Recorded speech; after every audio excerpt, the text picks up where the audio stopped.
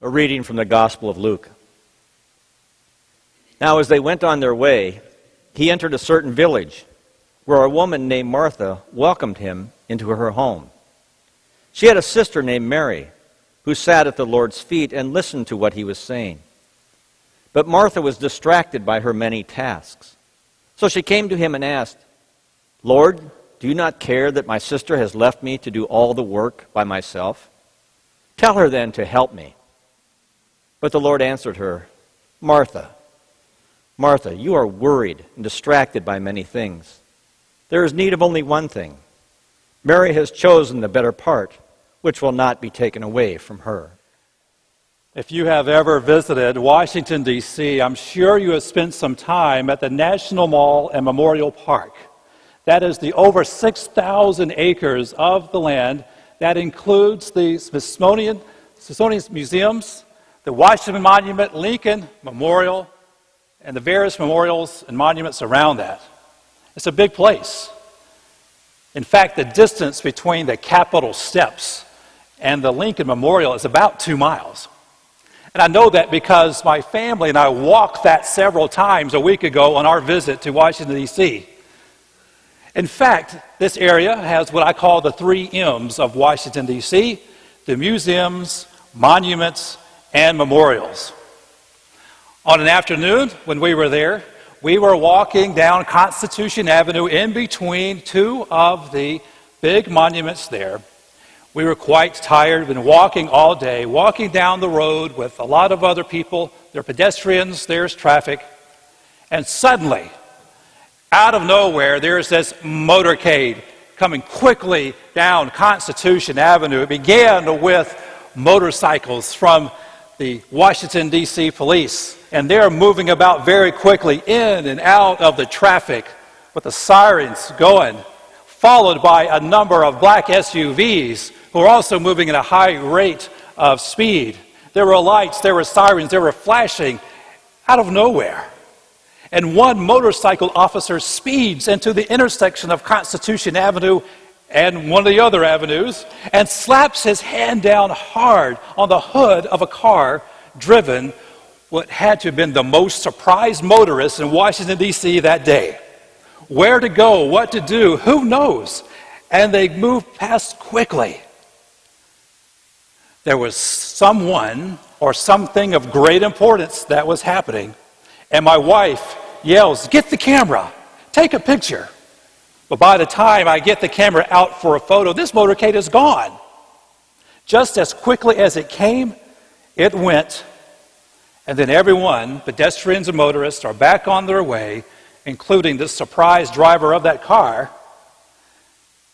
And as we're going, after this brief yet dramatic event, I can only respond, "Well, that was interesting. I wonder what that was all about." And we continued walking down the road to the next monument. Our lesson today from the Gospel of Luke is a brief yet dramatic event that seems to just come right out of nowhere. It's near the beginning of the journey to Jerusalem that Jesus and his disciples are taking, and we find this story in the Gospel of Luke in between what we could call 2 monuments of Christian faith and practice. It comes right after the parable of the Good Samaritan. You know that parable, you've heard that. And right before the teaching on the Lord's Prayer. Another monument to our faith. We say that every week here in our worship. And if we are journeying together with the gospel writer Luke through this narrative, we recognize quickly the impact and the significance of both the parable and the prayer upon our understanding and expectations as lives of followers of Jesus.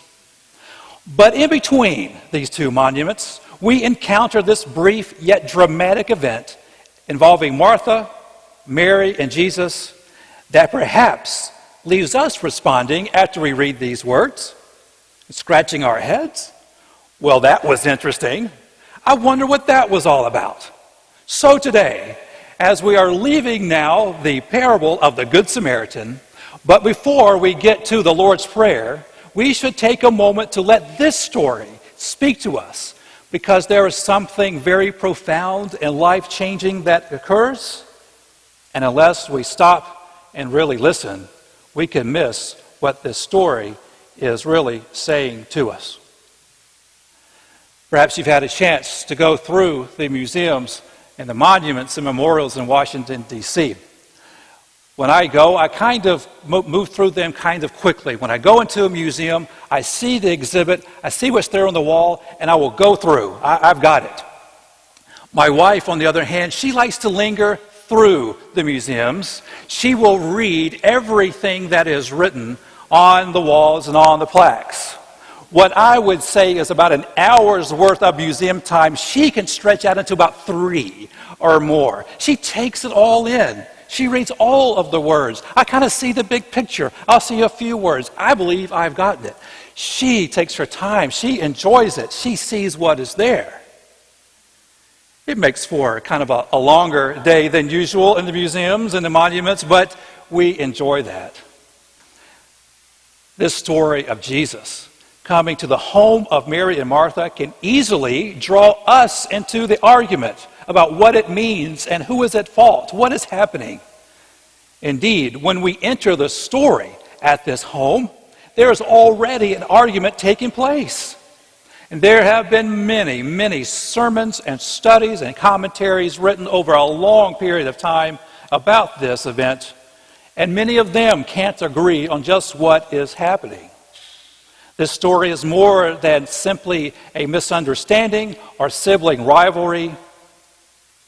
This quick and dramatic story is about the call to immediate discipleship over anything else, including those things we think we are sure that we are supposed to be doing because someone or something has shaped our identity and purpose outside of what God expects.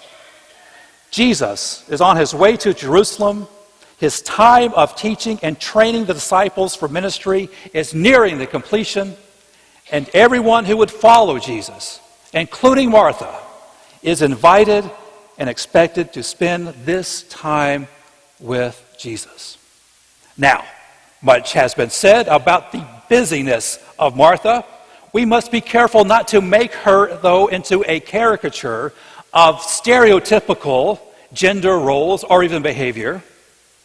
There's an image of Martha, perhaps you share this, as one who is busily moving about with trays of food and drink while making sure that everything is in the right place, cleaning up spills, frantically serving as head chef and hostess in a frantic and overwhelmed state, just over-functioning. Is that how you picture her?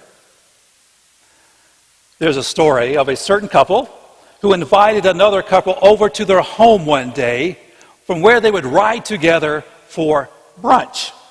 As the invited couple arrived, they noticed the woman of this house busily and quickly straightening up things, putting things away, dusting a table, sweeping the floor, vacuuming the carpet, and on and on. And the couple said to the husband of this woman, "Well, she doesn't have to clean up the house on our account. Everything looks fine. Please, tell her to stop. This is way too much fuss just for us." And her husband replied, "Oh, don't worry. This is not for you." "Well, then, who is it for?" "The housekeeper. She arrives in 5 minutes. My wife can't possibly leave the house in this condition."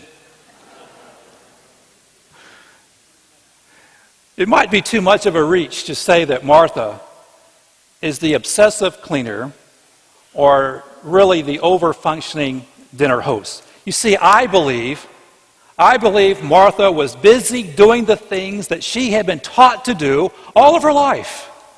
Women in the first century world were expected to be the main hospitality providers for family, friends, and guests.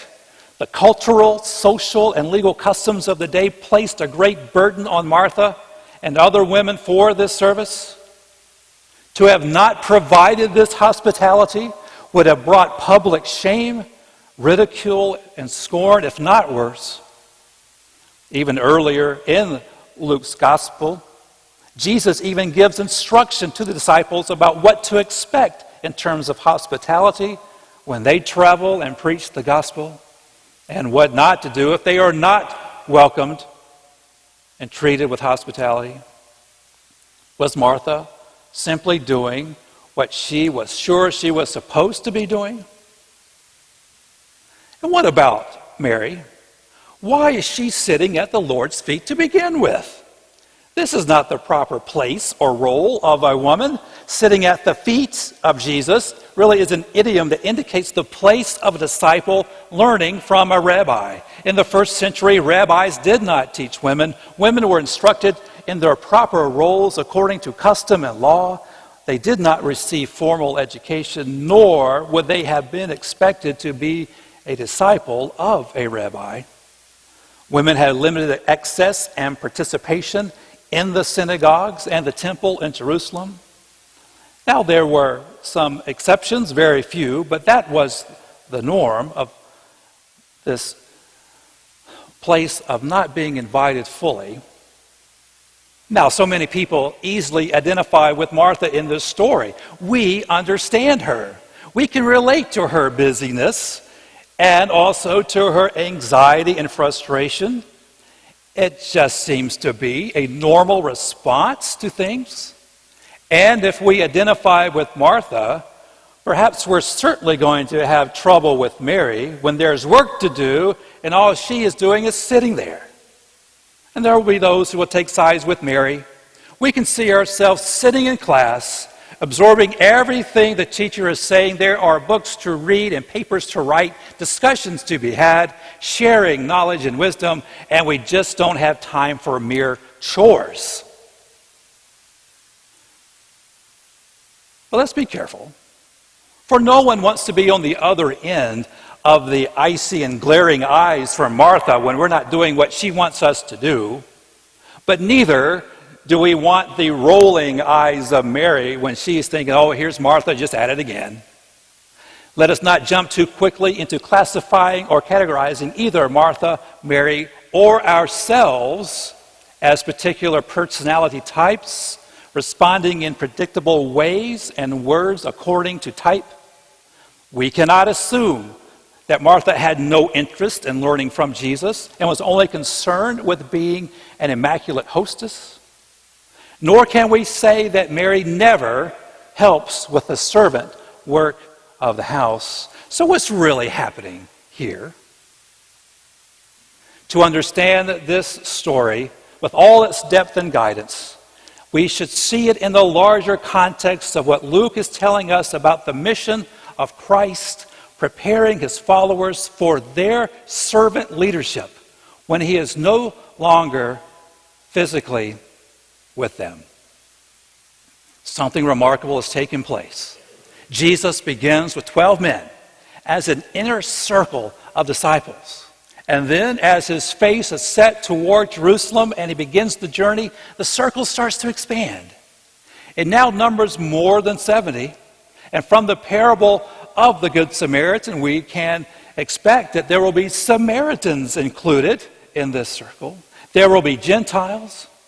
There will be outcasts, the poor, the disenfranchised, and the growing list of disciples who are invited to follow Jesus and to listen and learn and receive preparation for the ministry of Christ while sitting at the feet of the Lord, hearing the word, also includes women. The mission and purpose of this journey to Jerusalem is to proclaim that the kingdom of God has come near. And Jesus tells those who would follow him that nothing must distract them from this present reality. No time for rest, no time to bury the dead, no time to say goodbye, no looking back. And for Martha, no time for being distracted by the usual task of hospitality. Now is the time to hear and to listen, to learn and be prepared. This occasion should have been a wonderful experience for everyone who was there.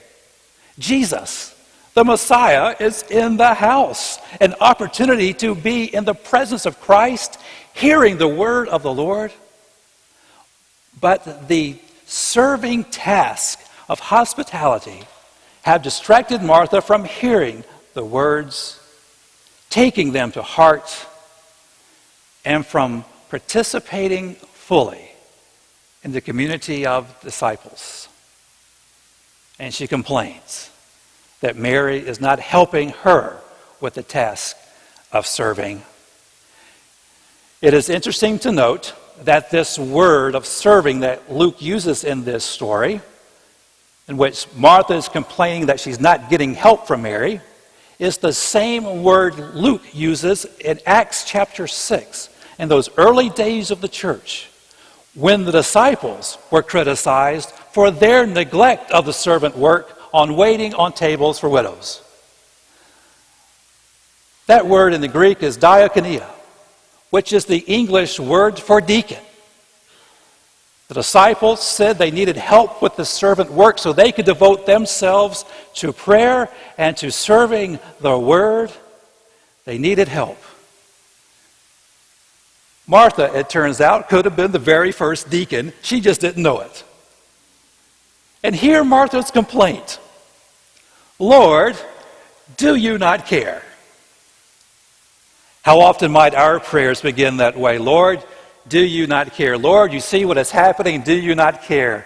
I believe I have a daily prayer that begins that way. Lord, you see what I'm doing and all what we're doing here. Do you not care? Is that a prayer of yours? And the focus of Martha's complaint really concerns her. She says, me, myself, my sister left me by myself. Now, Lord, do something about it. And sometimes my prayers end that way too. Okay, now do something. You see, Martha was in danger of letting her anxieties and frustration control and define who she was. Jesus, in a moment of compassionate instruction, responds to Mary by saying her name twice, indicating a deep, abiding friendship of intimacy. There's only one thing you need to do, Martha, and Mary has chosen it, and you or anyone else are not going to be able to take that away from her. The Spirit is ready to speak to us, teach us, guide us, comfort us, inspire us as it abides in us. It helps us to discern our priorities of life. The Spirit grounds us and provides a sure foundation as we journey along the travels of life. It helps us to see and to hear, to understand, to interpret the complexities of relationships and events, and how to faithfully and fully respond to all of life. That's the one thing. That's the one thing necessary to align our will with the will of God. It's the promise of the gift of the Spirit in which we abide, that guides our lives and our work, that is God's will on earth as it is in heaven. And just as the presence of Christ could not be taken away from Mary, the Spirit of Christ cannot be taken away from us. Now, does this mean that we become mere passive followers devoted only to word and prayer? No, it is clear throughout the Scriptures and throughout the leading of the Spirit that there is indeed much work to be done daily. But only with faith as the foundation of our life will we be able to put our activities into faithful perspective. Our activities into faithful perspective. That's what we do. That's what the Spirit does. That makes all the difference. Otherwise, our work and our lives become anxious, worried, distracted, and that leads to depression, despair, doubt, and we become unproductive, unfulfilled, and will either fill our time with more busy work, avoiding and denying that we need to be grounded and principled in anything but our own will and wants and desires, or we'll simply stop giving our best to anything or anyone because we've given up hope that what we do and who we are doesn't really matter. But being grounded and guided by the continuous abiding in God's Spirit means we can lead our lives not with a heavy heart, but with a sacred heart. And a sacred heart means we can work with sacred minds and sacred hands. A sacred heart. Ronald Heifetz and Marty Linsky serve on the faculty of the John F. Kennedy School of Government and Leadership at Harvard University. They have taught and consulted with world leaders in government, business, education, medicine, military, and religion. And in their vast experience of working with many of the most well-known leaders of our time, they offer some of the most poignant and profound insights, not just for leadership of major organizations and institutions, but also for all of us, at work, at home, at play, at life, how to lead and live more fully. Here's some of their words. They talk about Sacred Heart. In our work with men and women all over the world in all walks of life, we have seen good people take on a cloak of self-protection to insulate themselves from the dangers of stepping out. And self-protection makes sense because the dangers in the world are real. But when you cover yourself up, you risk losing something as well. In the struggle to save yourself, you can give up too many of those qualities that are the essence of being alive, like innocence, curiosity, compassion. And to avoid getting hurt too badly, it is easy to turn innocence into cynicism, curiosity into arrogance, and compassion into callousness. No one looks in a mirror and sees a cynical, arrogant, and callous self-image. We dress up these defenses.